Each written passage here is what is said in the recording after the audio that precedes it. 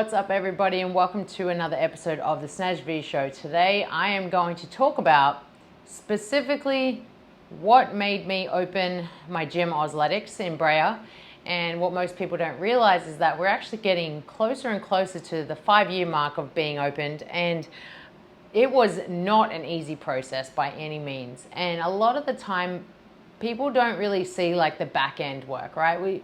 We go and we achieve this result and everyone just thinks that it was like an overnight concept. And a lot of the time, everything that led up to that point was such a struggle. And most of the time we don't even recognize or realize the struggle, but ultimately, like, it came down to, you know, a series of events, a series of small steps taken for this to actually happen. So I want to kind of like backtrack a little bit because, you know, when I came to America, I actually thought I was going to buy a gym. I came over here in the hopes that I would take over the gym that I was going to work at. And most people don't know that. And I share that because I didn't want to kind of share it with everybody at the time because, you know, the owner was pretty heavily involved in that place and I didn't want anyone to know about it. And we were meant to transition over the course of 6 months. Anyways, I've talked about this before, but basically he didn't like that, you know, I was fitter, people were coming to me more. I had kind of reignited that place. It was a little bit dead before I got there. And a lot of the time it was just because he didn't care.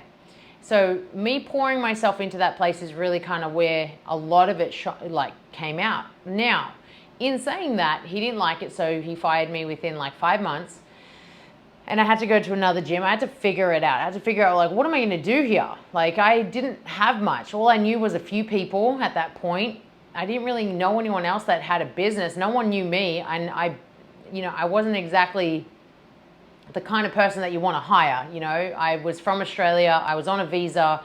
There wasn't much security in having me work for a business. And especially when there's, you know, millions of Americans that can come and take on that role. So I went to another gym and, you know, thankfully I was able to coach there. I was able to coach another gym. I was able to actually coach it and be at a couple of different gyms at the same time. And not only that, I also worked for a yoga studio, which was pretty cool at the time.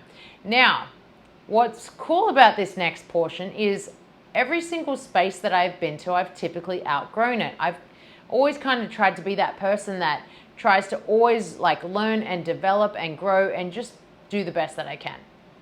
And so I go to this other place and, you know, I'm doing really well at these other, you know, the gyms that I was at and the yoga studio I was at. And I was like, you know, there has to be something more out there. And I was fortunate enough to have a conversation with someone that knew me and had known me for a long time. And we were going back and forth. And, you know, one of the conversations was, have you ever thought about opening your own? And I'm like, yeah, all the time. You know, I always think about what I would call it. I always think about, you know, what it would look like, what the vibe would be, the environment, all this stuff. And I remember so well that at the time, I didn't have that belief. I didn't have the belief that I could do something as great as that. I could start my own thing, build my own thing, and take it wherever I needed to take it. Like, that was, for me, it was just like, it was an idea. And the idea didn't have as much backing until I felt like other people supported that. You know, they actually kind of instilled this belief in me that I didn't really have at the time. And here's the main thing about beliefs, you know, because they kind of set the course of your life. If we don't believe in something or we do believe in something, it basically will dictate if it happens or if it doesn't. And I kind of want to share 6 of the beliefs that I've come to understand. I've come to understand these beliefs because I've felt them myself and I've seen them in others.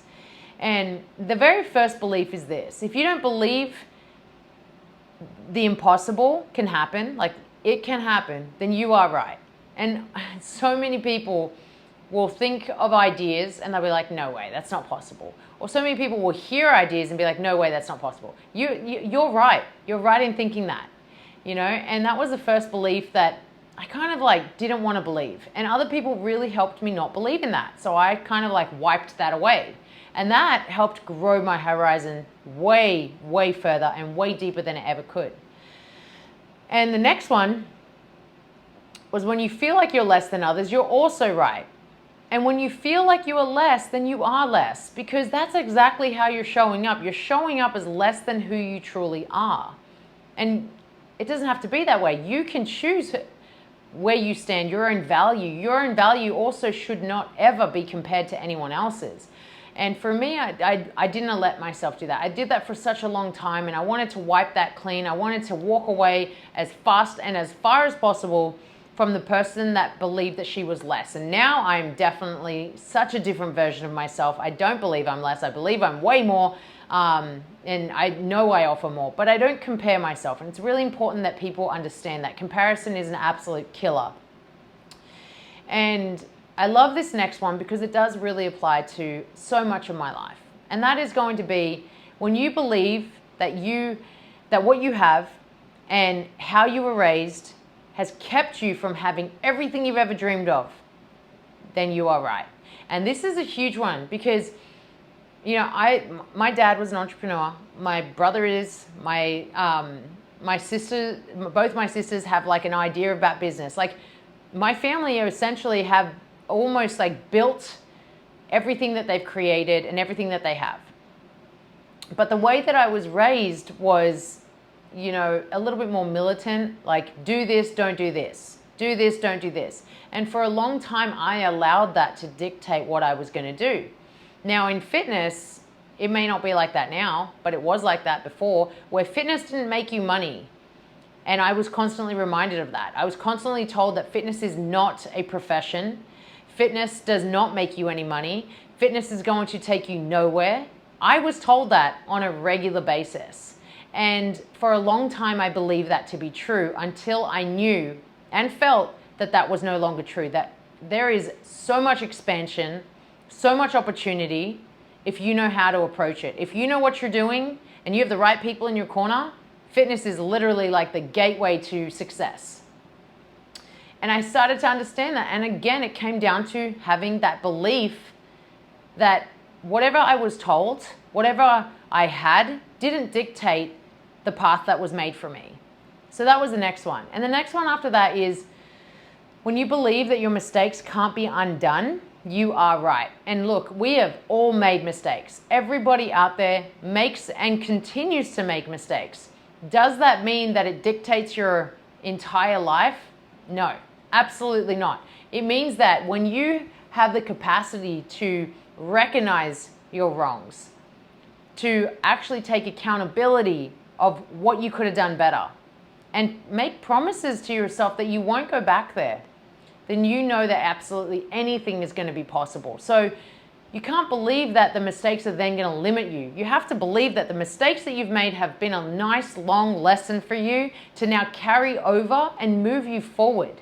And by moving forward, you know you won't go back to those mistakes. Because if you make the same mistake twice, it's no longer a mistake, it's a decision. And so it kind of carries over to the next one. And this is what the next one is. When you feel that this is the best it's going to get, then you are right. And here's the thing. How many times do we settle for what is? How many times do we go, this is the best it's going to get? This is as good as it gets, right? That saying, like, this is as good as it gets. And it's so far from the truth. But when you say it and you believe that to be the truth, then you're right about that. And the unfortunate reality is that people settle for something that they don't need to settle for. They just believe that that's it for them. And unfortunately, in a world where, you know, impossible is really like nothing. You know, you have opportunities everywhere you go, and at any point you can take hold of those, at any point. But it just comes down to, what do you believe? Do you believe that that's it, or do you believe that there's more? And this carries over to the last final piece. When you think someone will never change or rise above the brokenness, then you are wrong. So no, you're not right in that. You're not going to be right. You're wrong. Because a lot of the time, what do you hear? That person just won't change. That person will never rise above. That person's always going to be broken. You're wrong about that. That doesn't have to be someone's truth.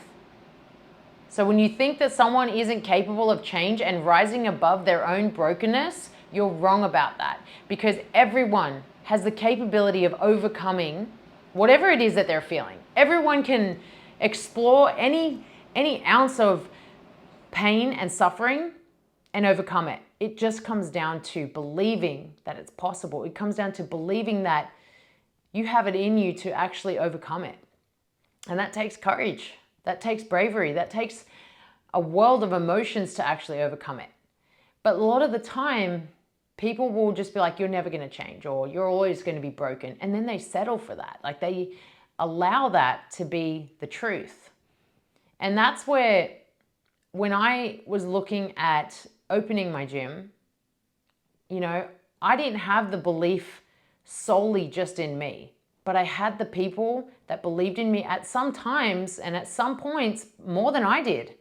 I had people that really backed me, and I trusted these people. I believed these people because I knew that they wanted the absolute best for me and this world. So I made the decision to believe them. And in believing them, I started believing more in me, and that's okay. You know, sometimes you just need the right person in your corner, the right people in your corner to just say, hey, this is possible for you. This is an amazing opportunity for you. Stop like limiting yourself. Go for it. I believe in you. How powerful is that line? I believe in you. Yet we don't say it enough to people. In today's world, we are so quick to say about the what ifs. Today's world, we will be faster to tell you what will go wrong rather than focusing on what will go right or what is possible. It's so easy for us to be so scared and so fearful of how things won't work out. But what if you actually believe that, hey, you know what, this may be what will work out. This is actually going to be what will end up in a reality that you're going to be like, wow, I can't believe I did that. And a lot of the time we don't get that enough. So I wanted to share that with you because I now have my gym for 5 years. Through a pandemic, I have that. And I was only open for 1.5 years when that hit. And I had to figure it out. Like, I was brand new to this stuff. I was still making the initial entrepreneurial mistakes that most of us make. But I figured it out and I grew from it. And I didn't let it dictate my future. Instead, I didn't put those limitations on me. And I listened to the right people, and I took advice from the right people. And I didn't think that I was on my own. And all of these things, like I understood that everything came down to, what do I believe in and who am I believing? And that's really what sets the course of your life. You know, like, along with my coaches at Ausletics, like, I'm so grateful for what we have. Like, the vibe is just something out of this world. And I might be biased, I probably am, but I think it's amazing. And then I look at, you know, the environment that I get to go into every single day, and I go, you know what, once upon a time, I didn't know if this was going to work.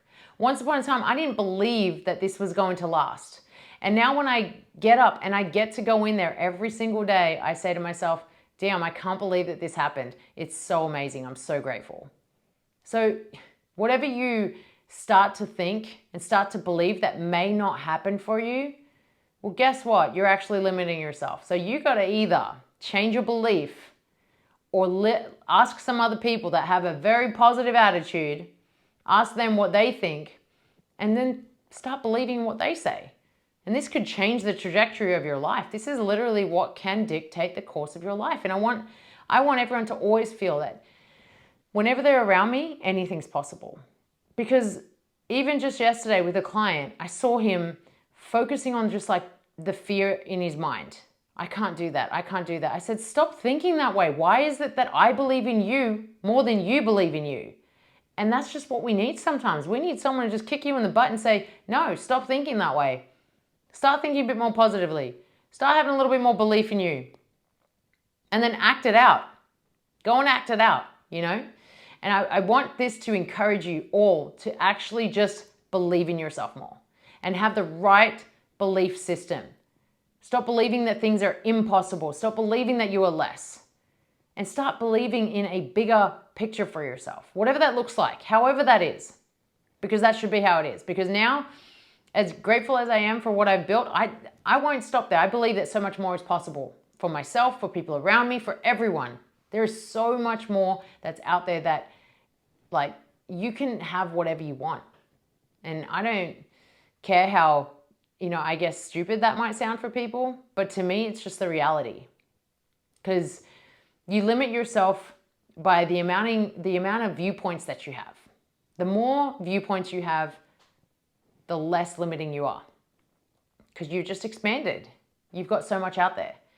So I hope that's helpful for you guys because, I meet people all the time. Their confidence is so low, but if they just had a better belief, their confidence would be sky high. So start thinking about that. Write down your beliefs. Start setting up some goals and start putting more belief behind those goals. And then walk the path. Take the steps. And in every step, believe more. And then pour more belief in that. And you can't lose. The reality is that you can't and you won't lose. So I hope that today, that what I'm sharing with you right now, that makes you believe that absolutely anything is possible.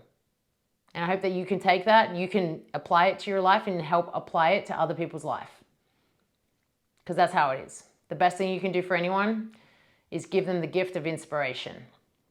So I'm going to wrap it up there, guys. This has been such an incredible opportunity for me to talk to everybody. Such an incredible opportunity for me to talk about how Ausletics kind of like came about from just an idea, from one idea. And now we've helped hundreds and hundreds of people. And I'm going to be helping thousands more from here on out. So just remember, you're one decision away from a completely different life. We'll see you in the next one. Add it up, bankroll, euro, peso, add it up, I'm just doing me, everything is on me.